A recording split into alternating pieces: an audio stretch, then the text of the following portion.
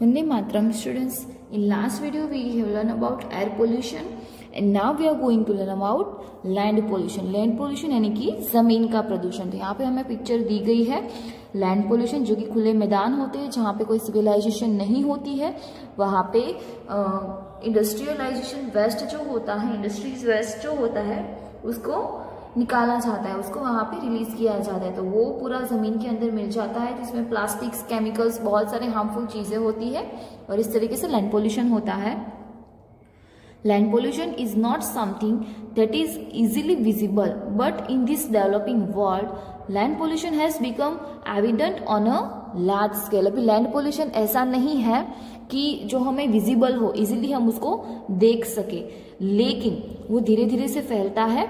लेकिन आज के ज़माने में लैंड पोल्यूशन है वो बहुत ही लार्ज स्केल पे हो रहा है। Growing industries and the polluted water from the drains flow on the ground and slowly pollute the land, यानी कि इंडस्ट्रीज जो ज़्यादा ग्रो हो रही है, साथ ही साथ वाटर पोल्यूशन हो रहा है। जो ड्रेन्स फ्लो होते हैं यानी कि जो गटर्स होते हैं उसको खुले में छोड़ा जाता है। तो ये सारी चीज़ जो है लैंड को धीरे धीरे स्लोली पॉल्यूट करती है। The people who run industries and factories always try to acquire more land and what they require, यानी कि जो इंडस्ट्रीज चलाते हैं ऐसे लोग होते हैं तो उसको तो वो तो लैंड पोल्यूशन करती है, लेकिन वो ज़्यादा ज़मीन पाने के लिए फिर जो वहाँ पे फॉरेस्ट है उसको निकाल देते हैं और इस तरीके से भी उसको पॉल्यूटेट करते हैं। According to them they acquire more land for the future development. When industries occupy the agricultural land it surely pollutes it as the industries dump salt waste on land, यानी कि जो ऐसे फैक्ट्रीज और industries के honours होते हैं उसको ज़्यादा ज़मीन चाहिए होती है, वो ऐसा अश्योरेंस देते हैं कि भाई हमें डेवलपमेंट के लिए ये लैंड चाहिए, एग्रीकल्चर के लिए ये लैंड चाहिए। जब कोई एग्रीकल्चर लैंड होती है यानी कि ज़्यादा फर्टाइल लैंड होती है, इस तरीके की लैंड के ऊपर फिर वो लोग क्या करते हैं, फैक्ट्रीज बना देते हैं और यहाँ पे इंडस्ट्रीज डंप और सॉलिड वेस्ट होते हैं ना उसको रिलीज करते हैं। नाउअडेज पॉलीथीन यानी कि plastic is use on a large scale. Plastic is non degradable substance and pollutes the lands. अभी प्लास्टिक का यूज आज के जमाने में बहुत ज्यादा होता है और प्लास्टिक के जैसा सब्सटेंस है जो जमीन के अंदर मिक्स नहीं होता है। The urban waste like plastic scrap and chemicals dump on a land gets dispersed over farm lands by wind and thus pollutes the land, यानी कि अर्बन वेस्ट जो होता है जैसे कि प्लास्टिक है, स्क्रैप्स है, केमिकल डंप है, ये सारी चीजें जमीन के ऊपर ऐसे कचरे के रूप में उसको निकाला जाता है और फिर लैंड जो है वो पॉल्यूट्स होती है। Farmers use chemical fertilizers extensively to increase production and it also plays a major role in polluting the land and water. Farmers जो है उसके बाद केमिकल फर्टिलाइजर यूज करता है। अभी फर्टिलाइजर टू टाइप्स के होते हैं, एक जो होता है नेचुरल और उसके बाद होता है केमिकल, राइट। तो जो नेचुरल होता है वो तो लैंड को हार्म नहीं पहुंचाते, लेकिन केमिकल फर्टिलाइजर है वो एक बात के लिए चलो अच्छा क्रॉप उसमें आ गया, उसके बाद फिर से जमीन जो होती है वो खराब हो जाती है और इसकी वजह से पॉल्यूशन होता है। वो फार्मर जो होते हैं अपने प्रोडक्शन को इंक्रीज करने के लिए केमिकल फर्टिलाइजर का यूज करते हैं, लेकिन उसकी वजह से लैंड और वाटर दोनों पॉल्यूट होते हैं। यहाँ पे थिंक के पोर्शन में हमें कुछ दिया गया है।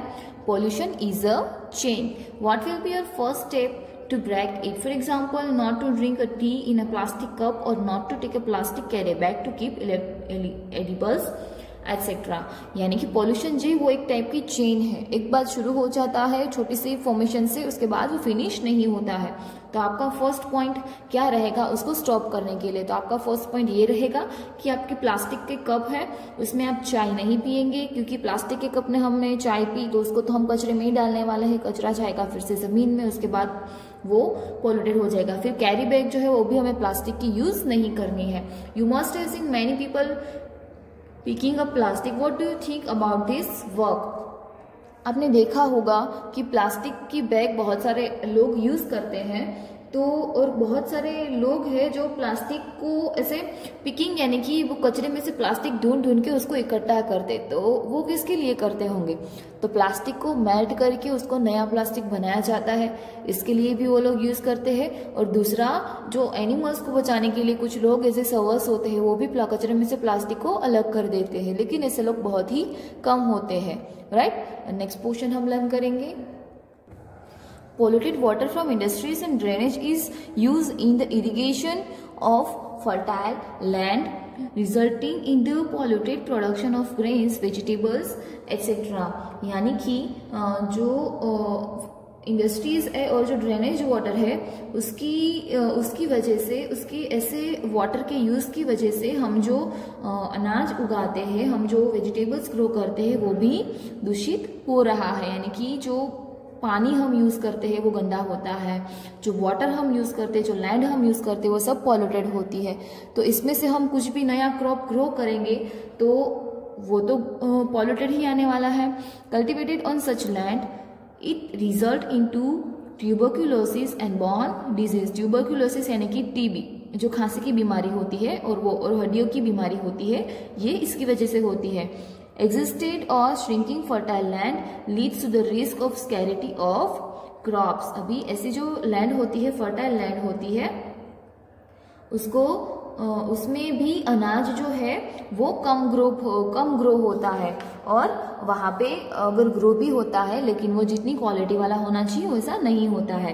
Plastic, solid waste, material from industries and polluted water destroy microorganisms which make the land fertile. Eventually, land becomes barren due to the destruction of microorganisms. यानी कि जमीन में ऐसे कुछ माइक्रो ऑर्गेनिजम्स होते हैं जो कि जमीन को फर्टाइल बनाते हैं, लेकिन इंडस्ट्रियल वेस्ट जो होता है, प्लास्टिक होता है, सॉलिड वेस्ट होता है और पॉल्यूटेड वाटर होता है, वैसे माइक्रो ऑर्गेनिजम्स को डिस्ट्रॉय कर देता है, और इससे हमारी जमीन की जो फर्टिलिटी होती है वो रिड्यूस हो जाती है। Land pollution can be controlled. We should use plastic and necessary chemicals judiciously. हम लैंड पोल्यूशन को आराम से कंट्रोल कर सकते हैं, लेकिन उसके लिए हमें क्या करना चाहिए? प्लास्टिक और केमिकल्स का बहुत कम यूज करना चाहिए। No industry should be set up on arable land. We should conserve environment. अभी जो कृषि योग्य जमीन है, एरेबल लैंड यानी कि कृषि योग्य जमीन जो फर्टाइल होती है, वहां पे कोई भी इंडस्ट्रीज को सेट नहीं होना चाहिए, कोई भी इंडस्ट्रीज नहीं बनानी चाहिए। इसके लिए हमें इन्वायरमेंट को कंजर्व करना चाहिए। Use of organic and traditional manure instead of chemical fertilizer is advisable. अभी जो सेंद्रीय खातर जो होता है, जो हम फर्टिलाइजर यानी कि खातर जो हम क्रॉप्स को ज्यादा ग्रो करने के लिए लैंड में डालते हैं, वो ऑर्गेनिक एंड ट्रेडिशनल होने चाहिए, ना कि हम केमिकल फर्टिलाइजर यूज करें। Pesticide should be use in minimum possible proportion. Pesticide यानी कि जो कीटनाशक दवाएं होती है उसको भी कम मात्रा में यूज करनी चाहिए। Plastic and solid waste should be recycle. Plastic और जो दूसरा कचरा है उसको हम रिसाइकल कर सकते हैं। Use of non conventional sources of energy and green technology could be industrial. यानी कि जो ग्रीन टेक्नोलॉजी जिसको हम लीलो पडवास जो बोलते हैं, जिसको जो फार्मिंग से रिलेटेड होते हैं, उसको इसके बारे में ज़्यादा इन्फॉर्मेशन होती है। तो एनर्जी के लिए और फार्मिंग के लिए ऐसे सारी चीज़ों का यूज़ करना चाहिए। Drip irrigation saves water and prevents land degradation. यानी कि जो टपक सिंचाई पद्धति है, इरिगेशन की एक पद्धति है टपक सिंचाई, तो वो वाटर का वेस्ट भी बचाती है और प्रदूषण को रोकती है। तो ऐसे इरिगेशन को हमें यूज करना चाहिए, ड्रिप इरिगेशन को। तो आज हमने लैंड पोल्यूशन लर्न करना है, आगे का पोर्शन नेक्स्ट वीडियो से लर्न करेंगे। ओके, तब तक ये समझना है, अच्छे से लर्न करना है। ये जो पैराग्राफ है लैंड पोल्यूशन के मेजरमेंट यानी कि उसको रोकने के लिए है, तो ये आपको नोटबुक में लिखना है। ओके, वंदे मातरम।